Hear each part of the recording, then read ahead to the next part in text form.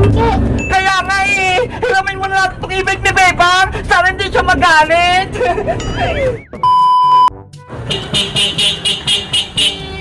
Beep, beep, beep, beep, beep, beep, beep.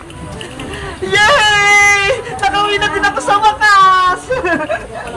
I-charge ko muna itong e-bike namin kasi malapit na siyang malobat.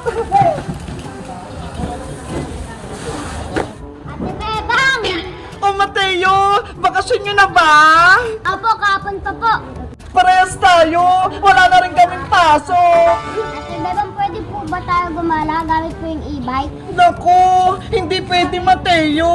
Bakit naman po? Kasi itong e-bike, malapit na siyang malobat. Baka hindi tayo makarating sa pupuntahan natin. Baka hindi siya umandar. Ganun po ba?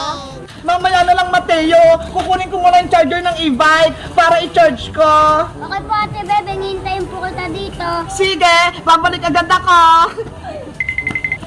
Dito muna ako sa loob, hintayin ko sa Ate Bebang dito.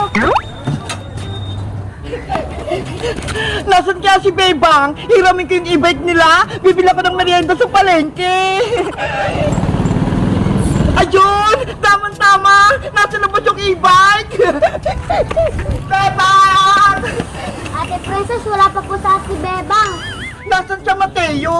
Nasa bahay po nila, kinuha po yung charger ng e-bike. Hala! Hiramin ko pa naman yung e-bike. May pupuntahan ako. Mateo! Tingnan mo! Naiwan ni Bebang yung susi! Ay, oo nga! Tara Mateo! Gamitin mo na natin yung e-bike habang wala si Bebang! Bawal po Ate Princess. Sabi po ni Ate Bebang, malalabat na daw po yung e-bike. Saglit lang naman tayo eh! Ibabalik din natin agad! Naku, baka pagalitan po tayo ni Ate Bebang. Hindi yan! Tsaka, pag sumama ka sa akin, ililibre kita ng merienda! May pera ko dito! 1,000! Marami tayong bibilihin! Talaga po ba Ate Princess, bibilihan mo po ako? Oo! Kaya sumama ka na sa akin! Okay po Ate Princess, bilihan mo po ako ng melty ah. Oo naman! Ayos! Tara na Mateo! Teka po Ate Princess, marunong ka po mag-drive ng e-bike? Oo naman! Di ba tinuruan ako ni Bebang nung nakaraan? Okay po, tara na po Ate Princess. Let's go!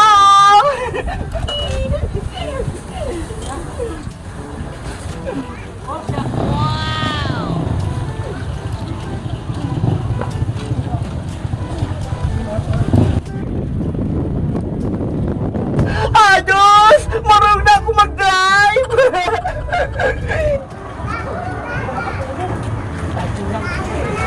Ate Princess, dahan-dahan ka lang. Kumapit ka lang, Mateo! Pakakyat na tayo! Apa.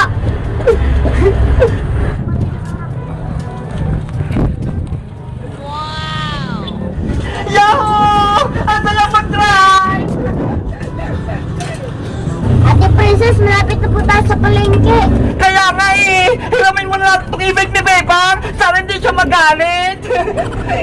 Bilisan po natin ha, pati po ako mapapagalitan. Siyempre naman, akong bahala sa'yo, Mateo. Let's go!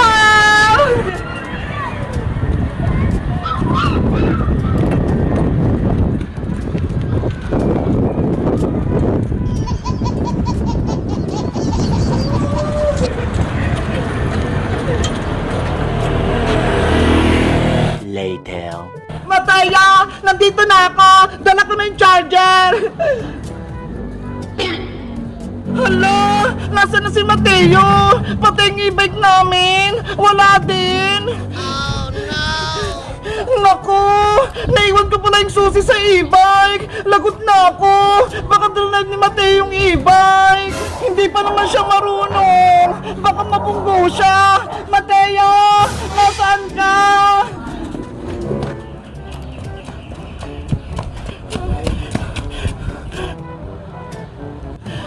Wala si Mateo!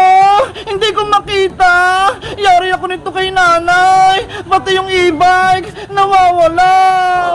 Guys, sa tingin nyo, sino nag-drive ng e-bike? Nakita nyo ba kung saan sila nagpunta? Mag-comment lang kayo! Bye-bye!